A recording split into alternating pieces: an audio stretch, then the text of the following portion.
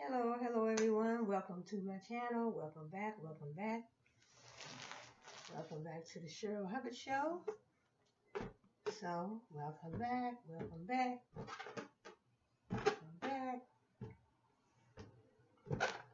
You know, I love my balloons, so, you know, pink, blue, green. So, I'm always talking about business on my channel. So, why not have a balloon business? A balloon business would be good. Whatever kind of business you choose to, operate is, you have to make it your own. You have to build your brand. You have to have, you have your business name. You have your target market. You have your, your niche. You know, my niche could be medium-sized balloons, balloon for parties. But just an example. But just want to say welcome back to my channel. The Cheryle Hubbard Show. So today, I'm just going to, sit right here and relax and talk a little bit about uh, one of the courses that I took in school, Cheryle University, was logic. So this book is called Introduction to Logic, and also I took a course called Simulation and Modeling, and the book we had was Discrete Event System Simulation. So in this course right here, we talked about simulation and modeling. In other words, you're building an information system. You might build a model in the beginning. You might not build the actual system. You might build a likeness of the system that you want to build in the future. So that is what we talked about in this course here, Cheryle University. But first, I always start out with my little, my mom gets a little dry when I be talking. So this is my yogurt smoothie. So, like I said, I feel like I want to write to the company and have them make these by the gallon because they're so good. And then I have my hood, what's that, cottage cheese with peaches. So, my mouth is dry. That's something to sip on while I'm, doing my little lecture. So, I guess I would say this topic today would be about business, and then I want to transgress into what does business consist of? There's so many. When you're talking about business, business is broad. There's so many things you can talk about when it comes to business. You can talk about running a business. You can talk about running a business. You can talk about in the beginning you start your business. First you run a business, then you talk about what type of business you're gonna run. Is it gonna be are you going to provide a service, or are you going to provide a product, or are you going to provide both service and a product? So, and then business, are you going to build an information system, or are you going to have information systems within? 9 times out of 10, every business has an information system because you have to have a system that's going to bring that information in your business, whatever type of business you're running. I mean, if I'm running the nails business, hair and nails, or just jean and t-shirts. I could be running a computer company. I could be running. I might be selling. Maybe I'm selling my own smoothies, my own yogurt smoothies. Maybe I made a product. Maybe I'm making pocketbooks, ladies pocketbooks. Maybe I'm making ladies you know ladies pantsuits or whatever business I'm running. I would definitely need the proper information within my organization. I will need the proper information. I might need to do research. I might have to do, but I think I believe that most businesses will have to do research at some point in time. You have your managers within your corporation or your organization. 9 out of 10, they will be the ones that's doing the research. Unless you have you might have a research team. Now, some companies, they have teams set up. So certain teams may work on certain things within that organization, within that company. So you have a project team, and you might have a team that's working on a particular project in that company. It depends on how big your company is, and depending on what type of business you're marketing. And if you're just a small mom and pop store, then you might not need, accounting department or project teams, different teams doing this and doing that. You might not even need a manager. You might just, just have your regular employees. But if you're running a big corporation or a big business, then you might want a manager. You might have an accounting department. You might have a information systems program or department set up. So let's start out. So starting out, running a business, operating a business, building a business, building your brand. So first, I guess you would start out with a business plan, marketing plan. You had that business plan, you had that marketing plan. What type of business you're gonna run. Is it gonna be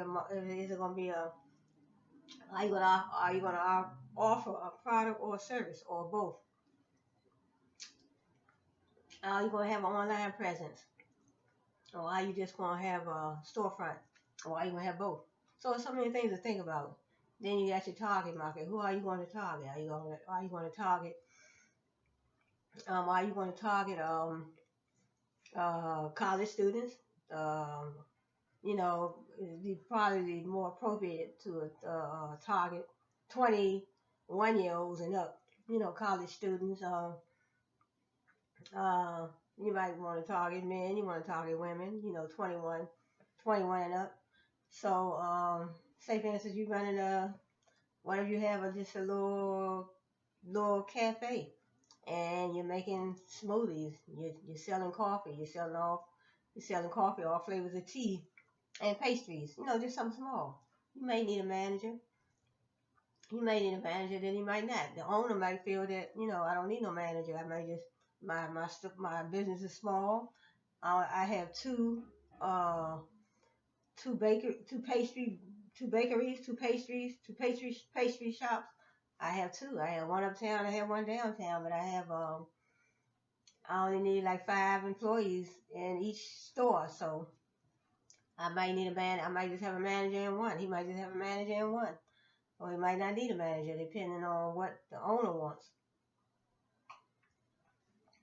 So whether you have a manager or not, you still need information within that organization, within that business. You still need information coming in.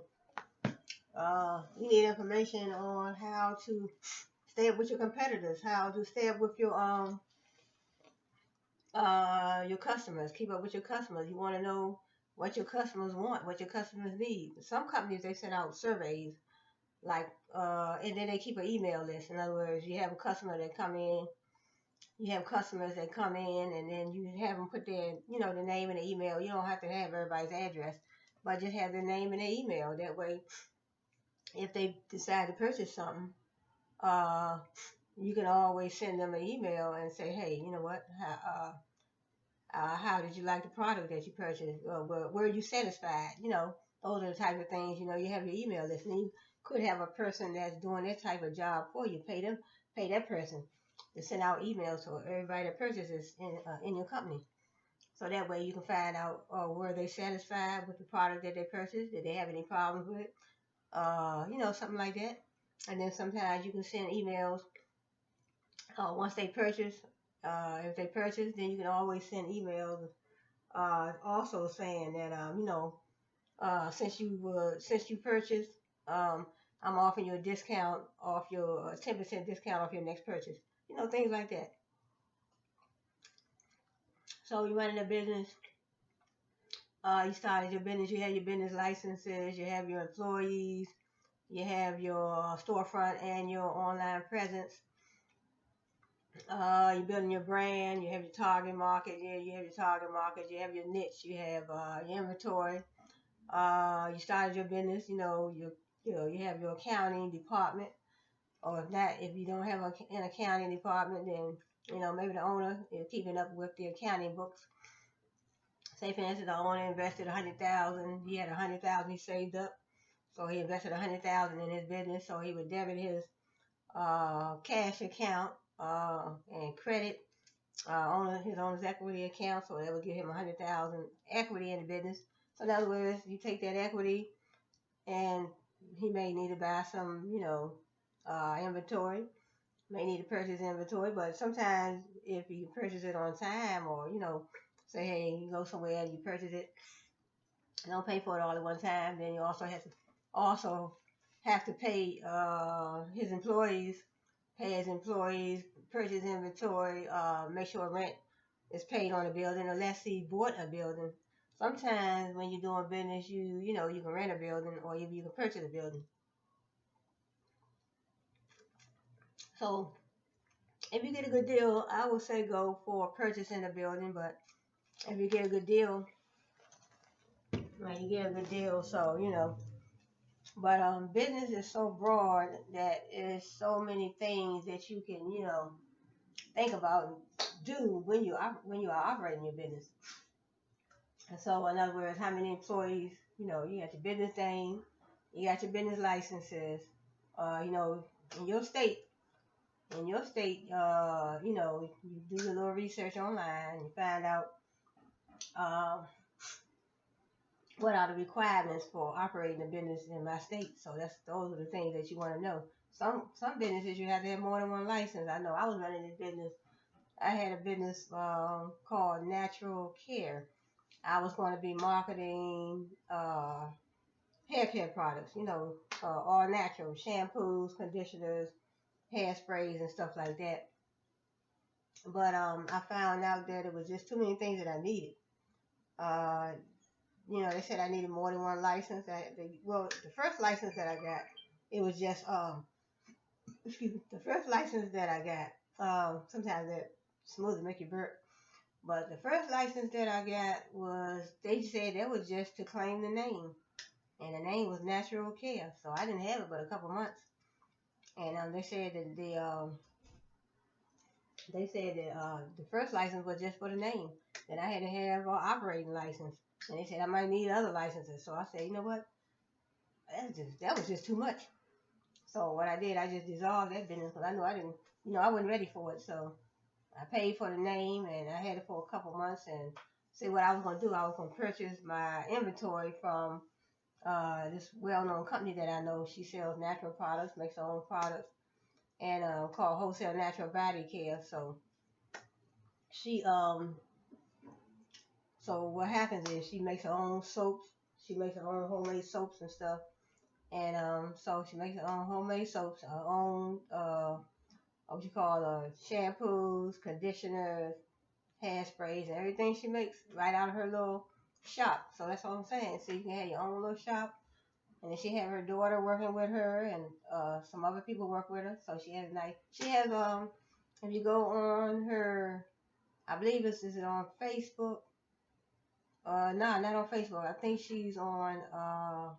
I think you just go to her website, but she may be on Instagram too. But you go to her website, wholesalenaturalbodycare.com, and she does have videos. I have seen some videos that she had right where she's in her shop, and she shows you how she makes her. She shows you what she does on a day-to-day basis, and how she makes her soaps, homemade soaps. The soaps look real good. The soaps some of them about this big. So she shows you how and what she does on a day-to-day basis in her shop, and it's nice. And the stuff smells so good. I ordered some stuff for Christmas for my granddaughter and myself. I ordered some conditioner. The products are all natural. I ordered some conditioners.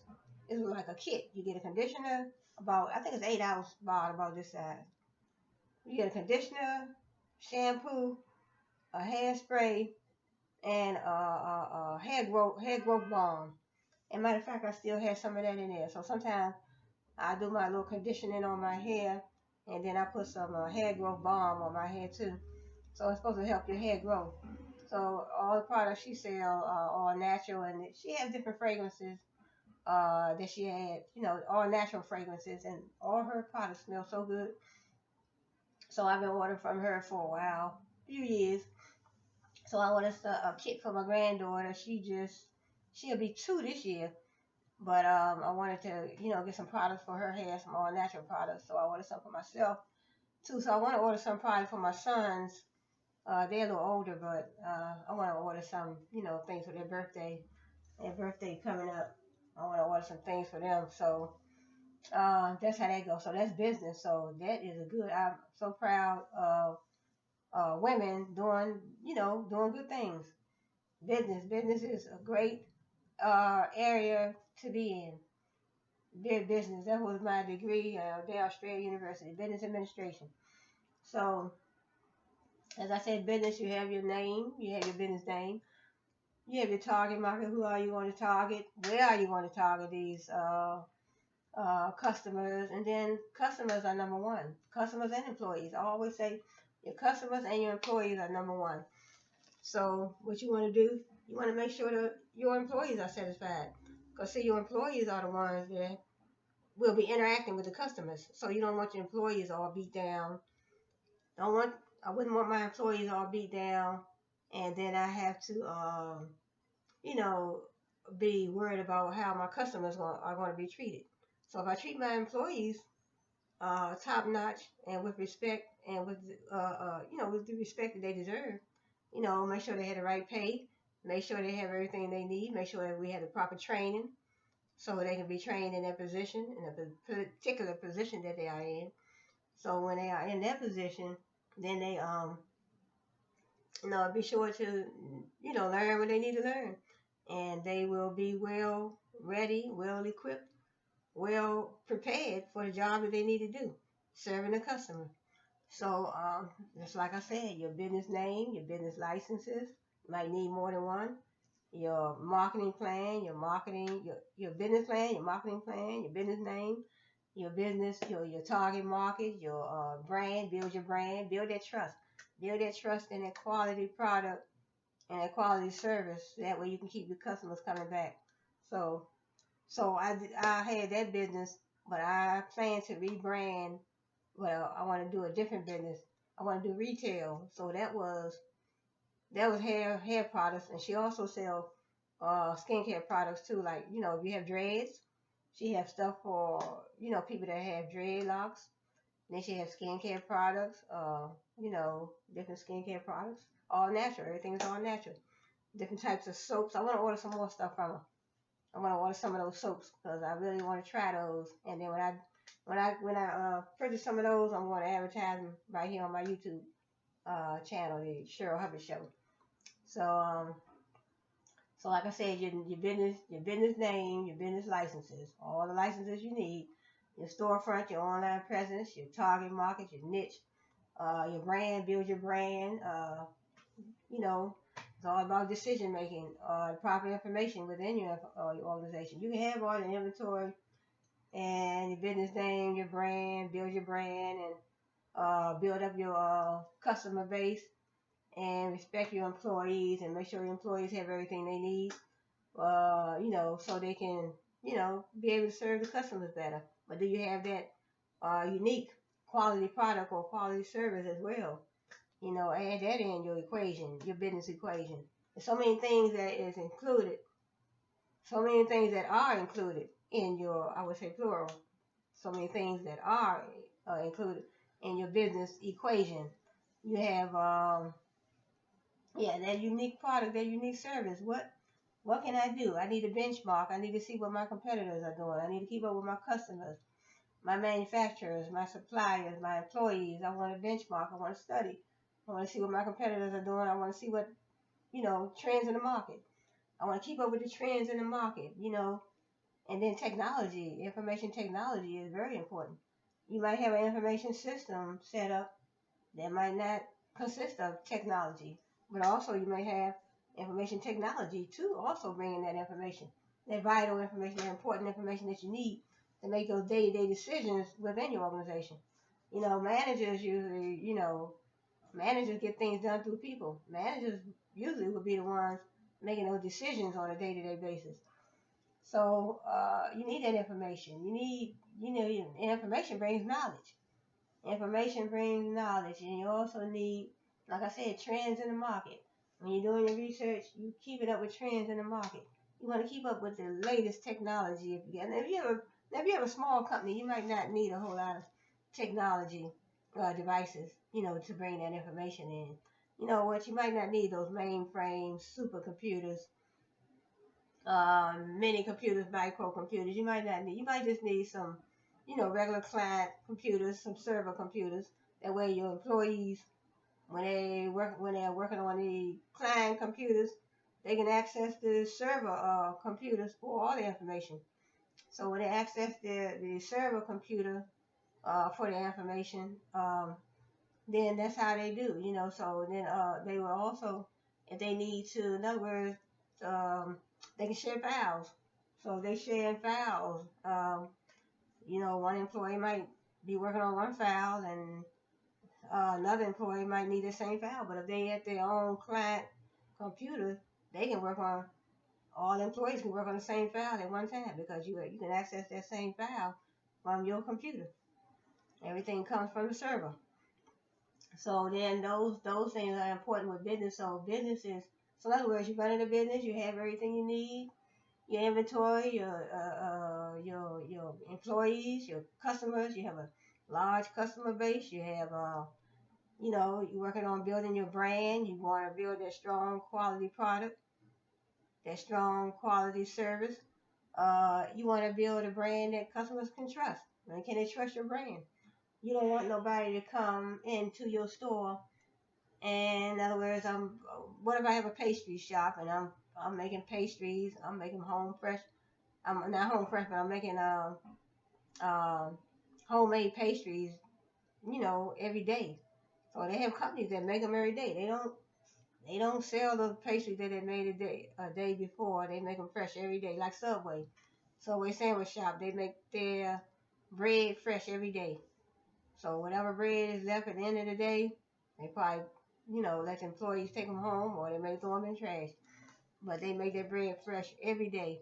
So that's the type of attitude a person should have when they, say for instance, if I'm dealing with, making pastries, what if I have 6, 7 flavors of coffee I'm selling, 6 or 7 flavors of tea, and maybe 10 different brands of pastries, and I want to make them fresh every day. So that's my brand. I'm building my brand. That is my brand. I want to be able to do those type of things for my customers. That is the way that my customers will keep coming back. Cause what if you doing that? What if you're not doing that? You're not making them fresh every day, but you're selling customers stale pastries that you made a day or two ago. No, that won't happen. Because they gonna be like, nah, I don't want to come there. The pastries, they don't even be fresh. They gonna be searching around for another shop selling the same thing you selling, but their pastries are fresh. Their coffee tastes better. Their tea tastes better.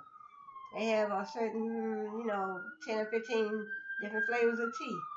Maybe 100 flavors. They may have 100 flavors of tea, 100 flavors of coffee, and then the pastry is made fresh every day.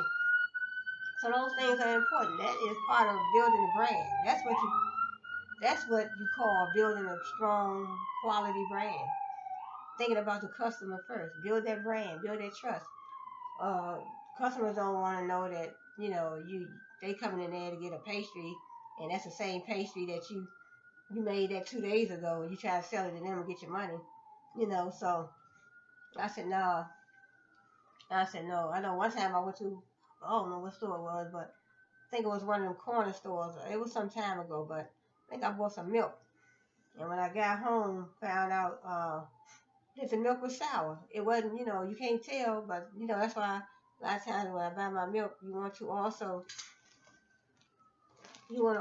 check the dates on your milk and your chicken. One time I think it was a market around the way where my mother was living. And I went in there, I think I bought some chicken one time, got home, the chicken was sour. So, a lot of times, sometimes I would just pick up, stuff, but I wouldn't even look at the date. But, now I'm a little more,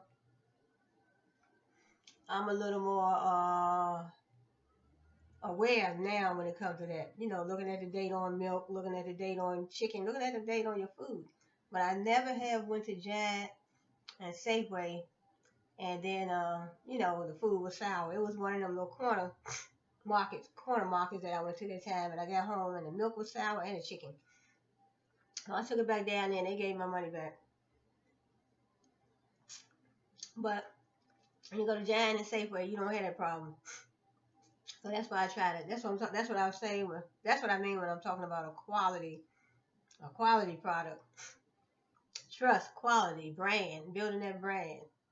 Your brand is everything. Your logo, your name, your business name, your logos, the way you treat your customers, your products, your quality products and services.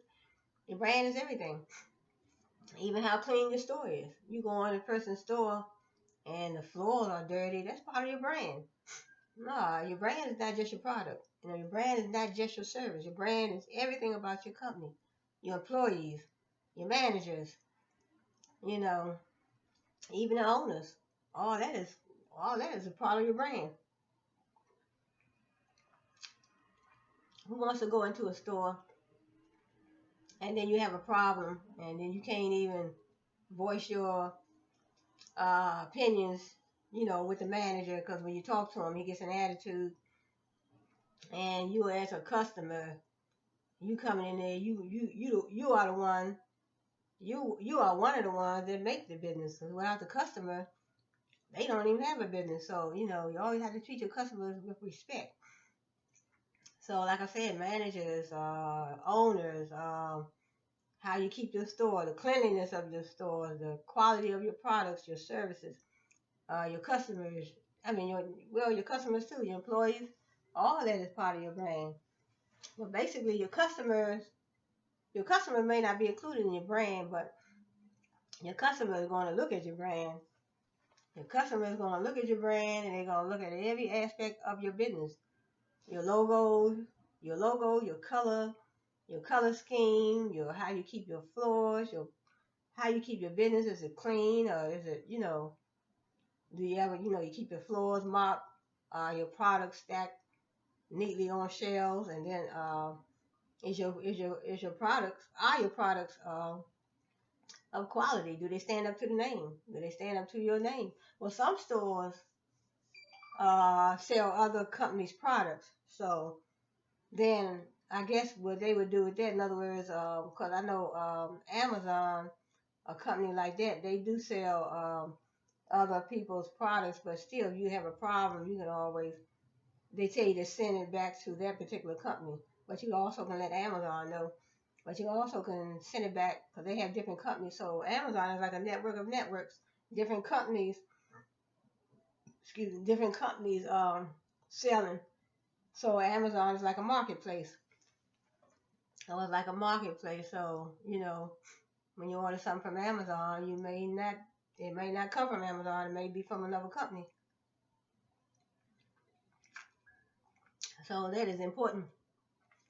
So you just have to be strictly on your P's and Q's. Keep your eyes open.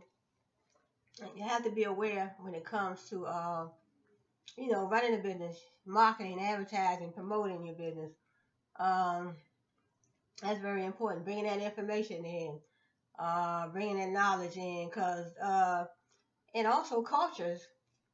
I haven't talked about this before, but different cultures. If you have different cultures that works within your organization, they all bring different skills, different knowledge. They have a different knowledge base, different skills, different ways of doing things, different religion. That's what culture is. Learning how to work together. So building teams. You have a team. You have a team that's called that's diverse. You know, you have a team. You have a team. You have several teams in your organization that is diverse. So when they bring in when that in your business when it you know have different cultures, when different cultures working together, they are bringing in different knowledge, different skills, different ways of doing things. You know, and then if they get along, hopefully they can get along. So sometimes you have to have sometimes some companies have to have those classes, classes so they can make sure that everybody's, all of them, all the teams are on one accord. They're getting along. They're doing what they're supposed to do. So, a diverse cultural environment is very, very good. That's a learning process right there. You can learn from each other, learn from different cultures. Sometimes people don't get along with other cultures, but sometimes I feel, my opinion, if you sit down and learn about that culture, you might find that you have things in common. They might can teach you something, and you can teach them something about their culture. They can teach you something about their culture. You can teach them something about your culture, and they can learn. So so that's how they go. So a diverse cultural environment, um, as one of learning would be, because I studied a term I learned called organizational learning when I was down at Cheryle University. Organizational learning. So it's a learning environment. You can learn from your manager can learn from you. You might come into the organization or the corporation with more skills and more knowledge than the manager. Or the manager may have more skills and knowledge than you. It doesn't mean just because he's a manager that he may know more than you. Sometimes it depends because sometimes managers, I believe I don't know if they have to all have like a bachelor's degree or something like that. I don't really know, but I guess they want some of them to have a degree to come to be a manager. I don't know. I guess you have to have some type of training. But so that's how that is. So I'm just gonna read a little bit. I'm gonna touch base on a couple of these books because it's running into 32 minutes. So in other words, you're running a business, and so I want to touch base on a little bit of this. This book right here is called Discrete Event System Simulation, and what this book is about. This is the third edition. Just want to read a little bit. Let's see. It says when simulation is the appropriate tool. So let me see. Okay, it says introduction to simulation. A simulation is the imitation of the operation of a real-world process or system over time, whether done by hand or on a computer. Simulation involves the generation of an artificial history of a system and observation of that artificial history to draw emphasis concerning the operating characteristics of the real system. The behavior of a system as it evolves over time is studied by developing a simulation model. So in other words, you develop a simulation model and you study that system over time, that simulation model over time, while you're building the real, you know, the real system. Because I say the behavior of a system as it evolves over time is studied by developing a simulation model. So a simulation model is a likeness of the original model that you're going to be building. So this model usually takes the form of a set of assumptions concerning the operation of the system. These assumptions are expressed in mathematical, logical, and symbolic relationships between the entities or objects of interest of the system. Once developed and validated, a model can be used to investigate a wide variety of what-if questions about the real-world system. Potential changes to the system can first be simulated in order to predict their impact on system performance. Simulation can also be used to study systems in the design stage before such systems are built. See, simulation can also be used to study systems in the design stage.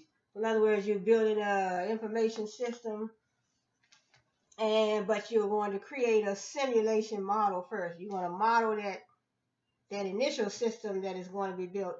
So your initial system may be in the design stage, but you also have your simulation model. So simulation is like a likeness of the original system that you're going to build.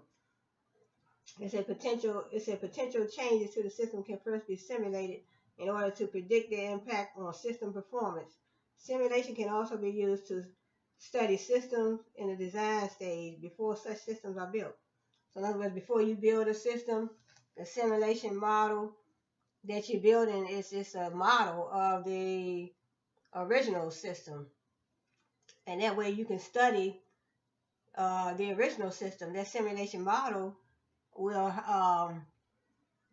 it would be a likeness of the initial system that is going to be built. And that way, in other words, they're saying that you're going to be learning from the simulation model before you even build the original system, because it's in the design stage. It said this simulation modeling can be used both as an analysis tool for predicting the effect of changes to existing systems, and as a design tool to predict the performance of new systems,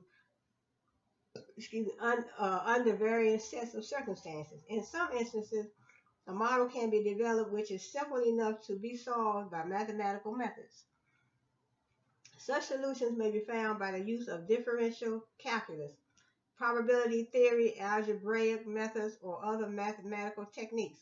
The solution usually consists of one or more numerical parameters, which are called measures of performance of the system. However, many real-world systems are so complex that models of these systems are virtually impossible to solve mathematically. See, a system, they're trying to solve mathematical, in other words, you have mathematical equations for the system. See, the solution usually consists of one or more numerical parameters, which are called measures of performance of the system. However, many real-world systems are so complex that models of these systems are virtually impossible to solve mathematically. In these instances, numerical computer-based simulation can be used to imitate the behavior of the system over time. From the simulation, data are collected as if a real system were being observed. In other words, you got a simulation model. You have a simulation model, and it's going to be basically a replica of the real system that you are building. So it may be in the design stage. It says, see, from the simulation, data are collected. So you have a simulation model, but you're collecting data from that, so it can help you learn. You're learning from that simulation model. So what you learn from that simulation model, it will help you when you have your, when your original system is built. It says from the simulation, data are collected. You're collecting data as if a real system were being observed. You are observing the simulation model, because it's going to be just like, in other words, when you're building a simulation model, you're observing it. You want to see how you're building it, what changes you need to make to it, because those changes and the way you build that system and the way you observe that system is going to be a reflection of the original system that you're building. So, and then let's go on. It says, this simulation generated data is used to estimate the measure of performance of the system.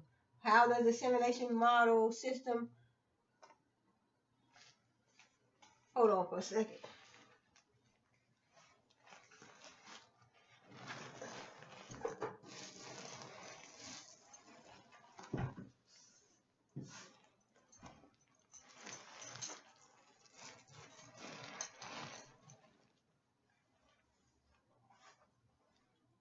Okay, had to get one of the balloons over there. So let's see. It says this book provides an introductory treatment of concepts and methods of one form of simulation modeling. It says when simulation is the appropriate tool.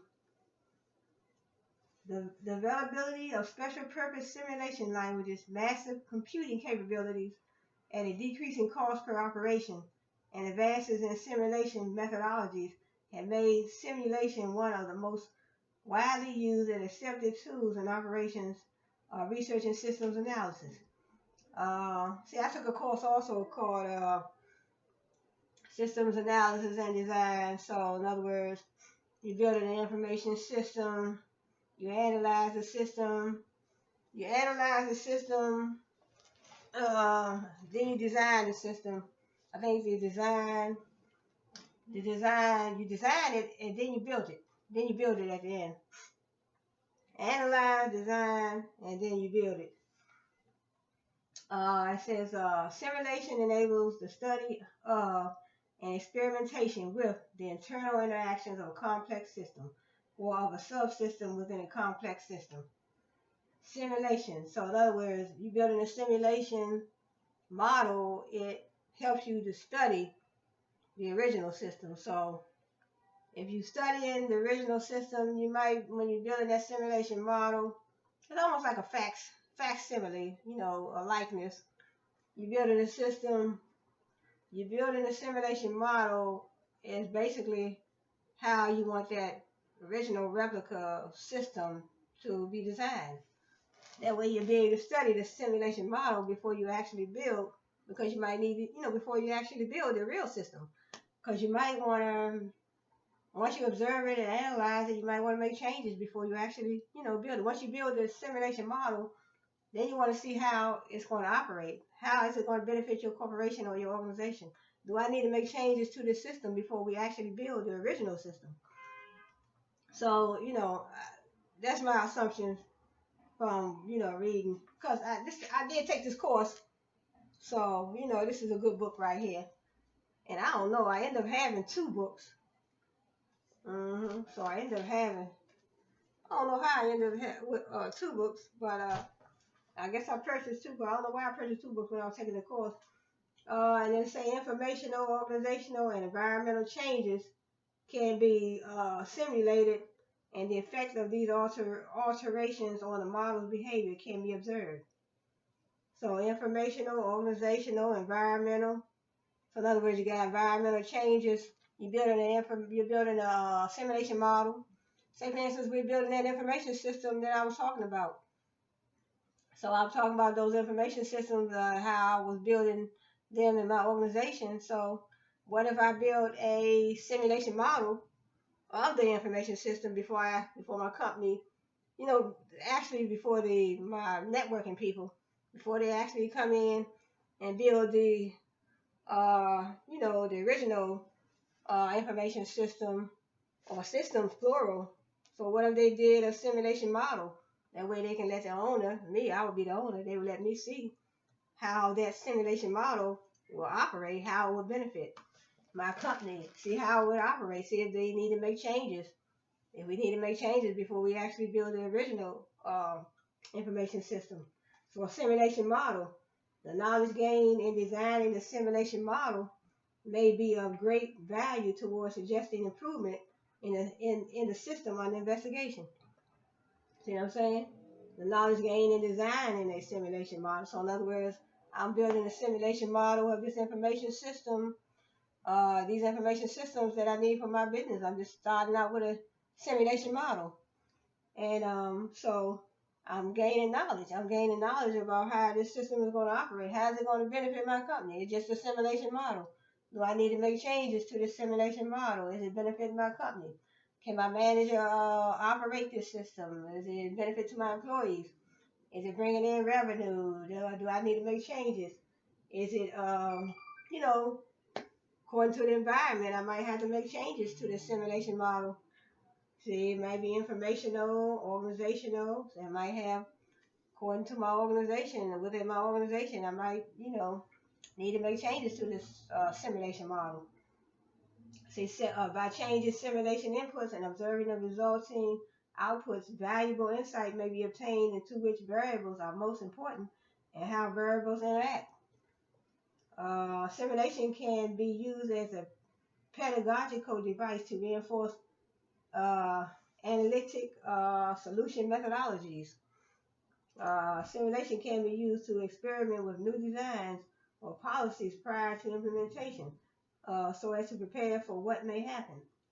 See, the simulation. In other words, you're building a simulation, because sometimes it's good to build a simulation before you build an actual model, because a simulation model is going to be, simulation means it's going to be similar to the original model that's going to be built.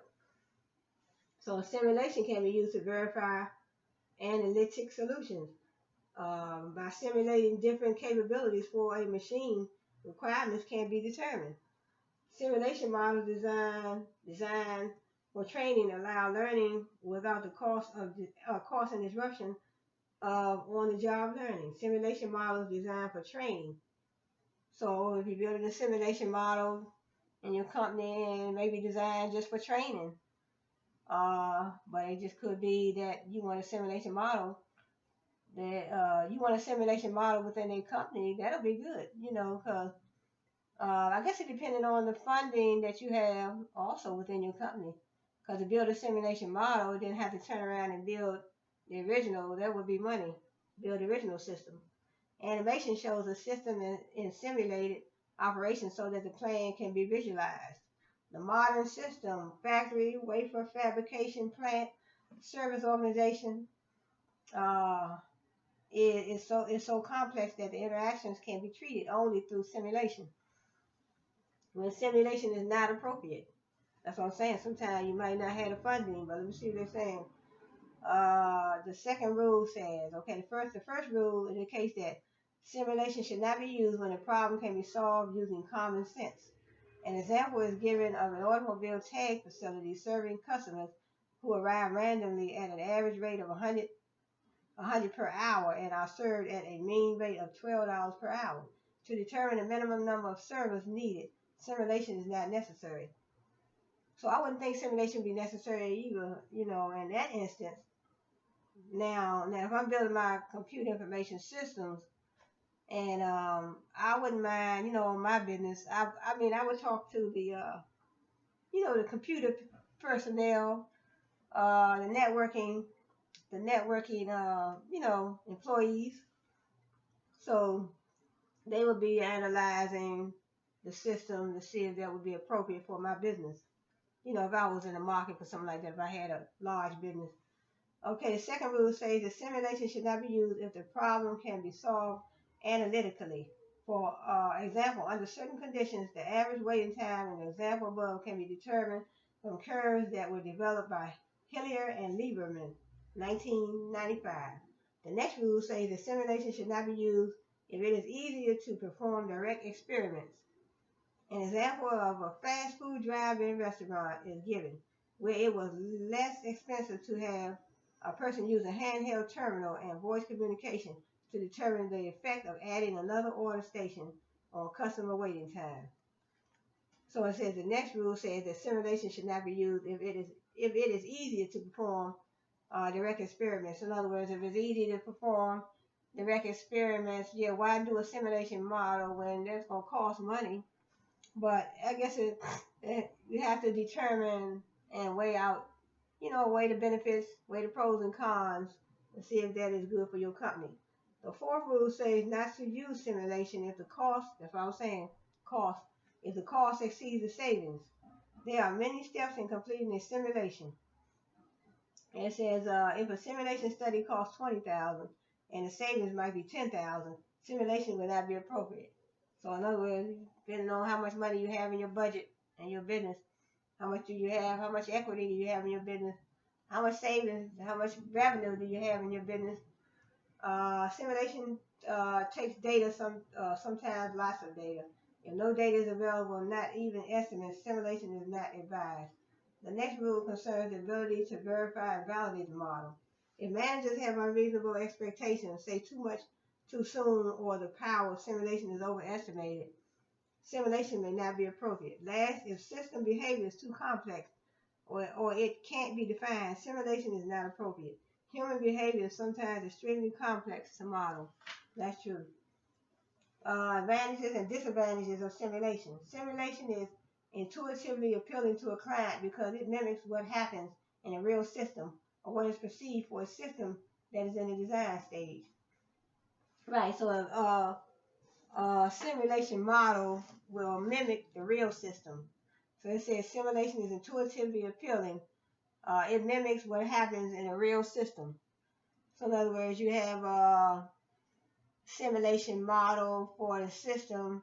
It's going to mimic their real system. In other words, that way you'll be able to, look at that simulation model and see if it's appropriate. So in other words, should we spend money creating this simulation model? It's going to mimic the real system, but is that appropriate for our business? Uh, Simulation has many advantages and even some disadvantages. New policies, operating procedures, decision rules, information flows, organizational procedures, and so on can be explored without disrupting ongoing operations of the real system. New hardware design, physical layouts, transportation systems, and so on can be tested without committing resources for their acquisition. So in other words, they don't think it's appropriate sometimes because it may take money. Uh, so let's see what else we have. Components of a system. In order to understand and analyze a system, a number of terms need to be defined. An entity is an object of interest in the system. An attribute is a property of an entity. An activity represents a time period of specified length. If a bank is being studied, customers might be one of the entities. The balance in their checking accounts might be an attribute, and making deposits might be an activity. The state of a system is defined to be the collection of variables necessary to describe the system at any time, relative to the objectives of the study.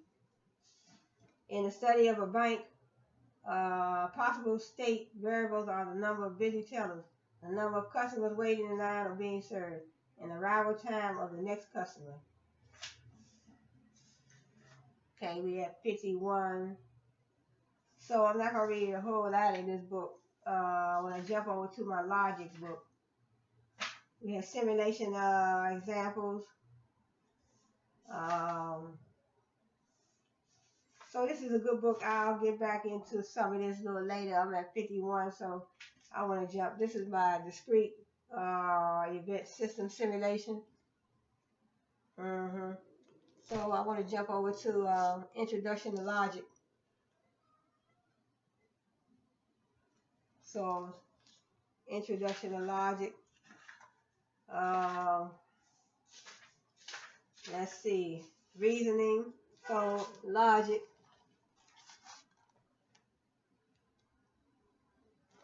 So I took logic to what is logic?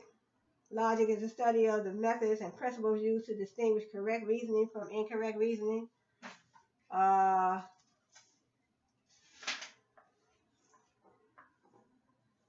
in other words, it is customary to distinguish between propositions and the sentences by means of which they are asserted.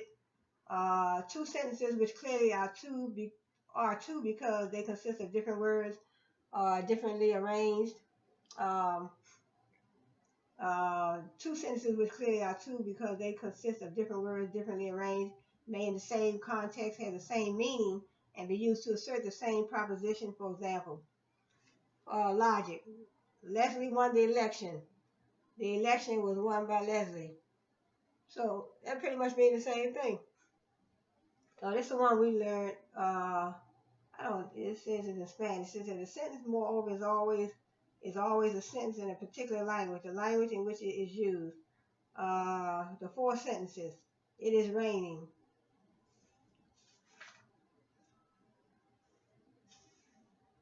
So the other sentence was in a different language, so I didn't understand that language. It was like Spanish or something.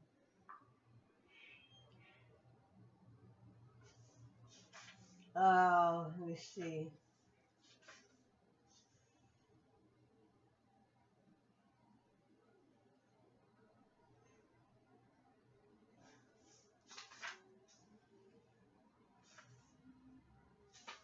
Trying to see.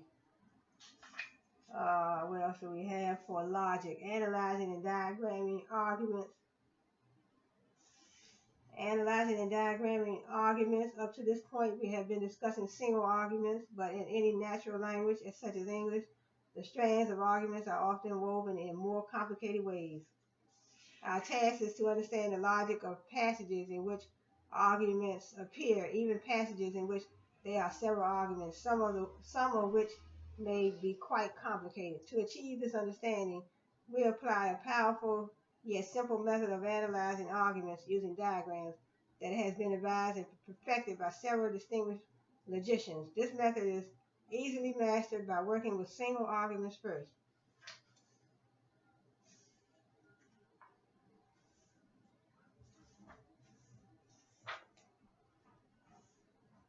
So, trying to see. So here goes something right here, logic. It says, let us consider still another example, the discussion of which will bring out a further important point about the use of Venn diagrams. Let's say we are testing an argument. All great scientists are college graduates. Some professional athletes are college graduates. Therefore, some professional athletes are great scientists. So, in other words, they have, you diagram them like that.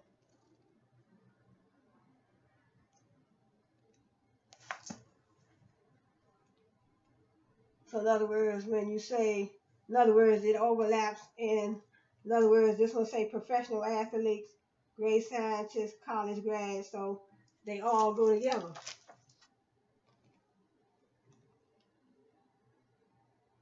So that's logic. So in other words, if we say all people are green, and you say all people are green, and I would say, if I would say all people are green, and green are all people, green are all people. So in other words, when they put the circles, in other words, it overlaps. In other words, is this group is included in that group. So that's when they have a circle here and they put that circle inside half of that circle.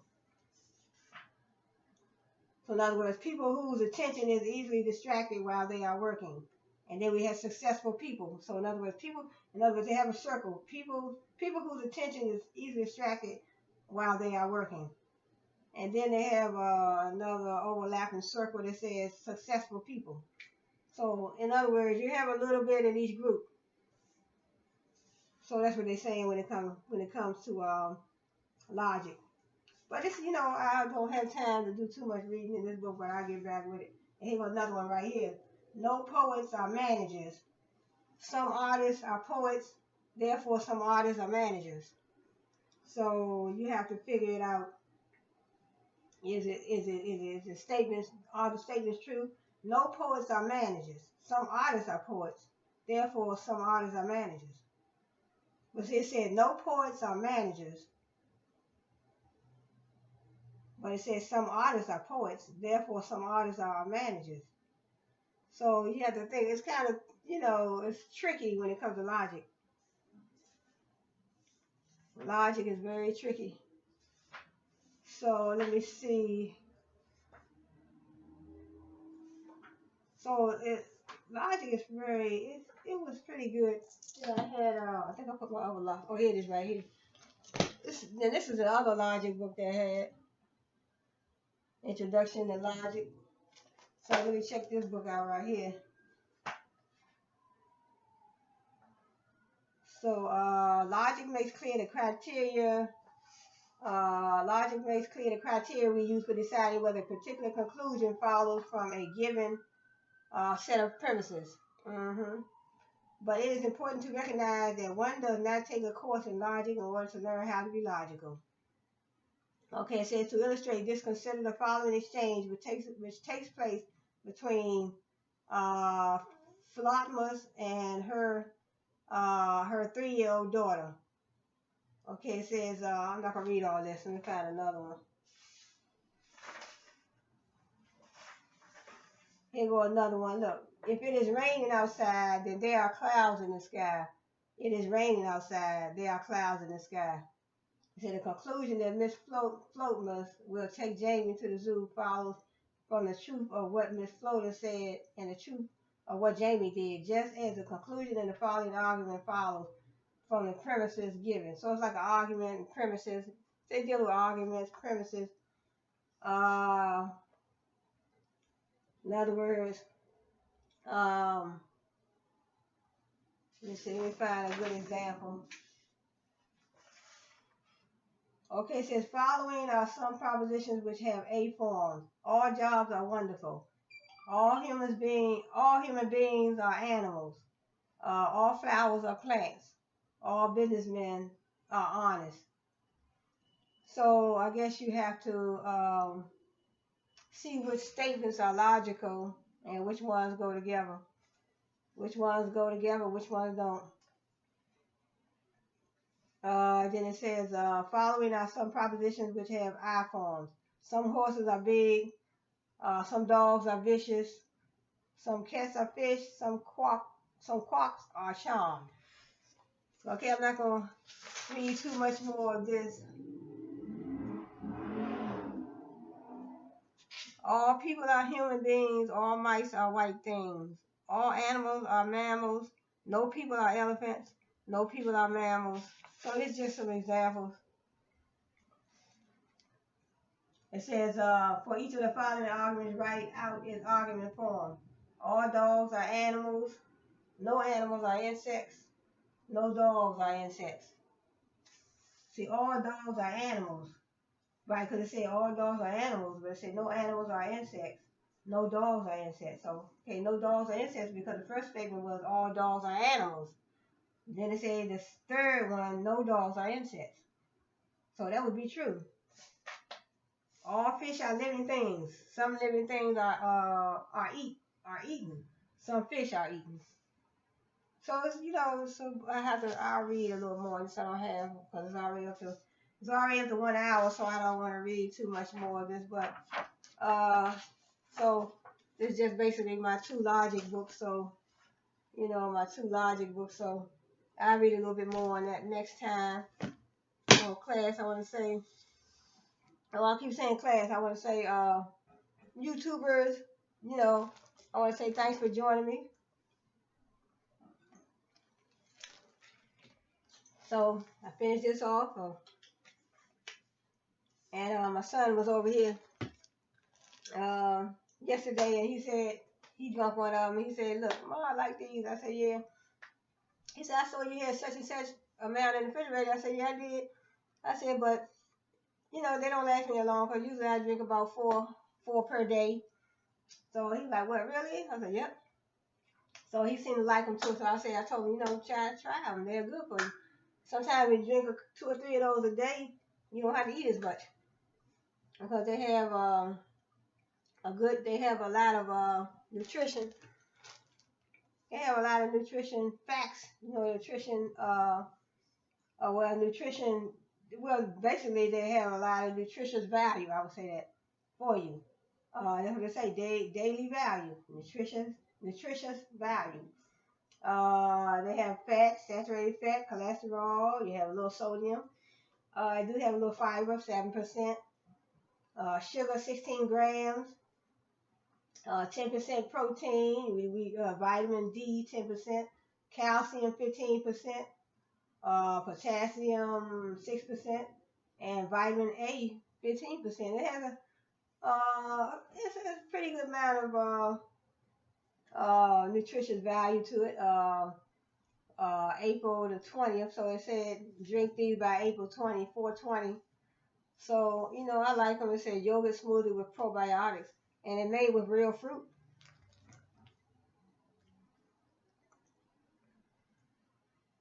Yeah, made with real fruit. 5 grams of protein. It's made with other natural flavors.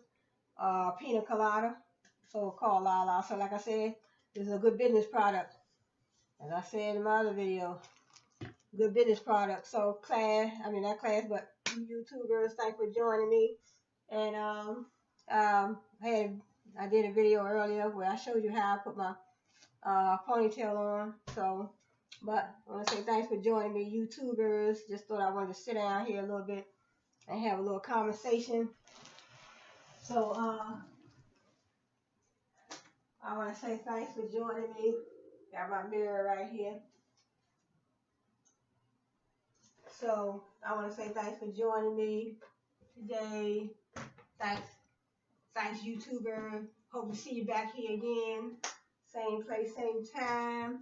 The Cheryle Hubbard Show. So, who knows? Who knows what I have on my next show? So I'm trying to do all that I can to bring excitement to you. I want to bring knowledge. I want to make my channel and a learning experience. I want to bring excitement. I want to bring knowledge. I want to bring learning. I want to bring empowerment, inspiration, and all of those good things. So I want to say thanks for joining me today, YouTubers, and I hope you come back again. Join me on the Cheryle Hubbard Show. So you all have a good one, and I'll see you. Until I see you again, have a good one.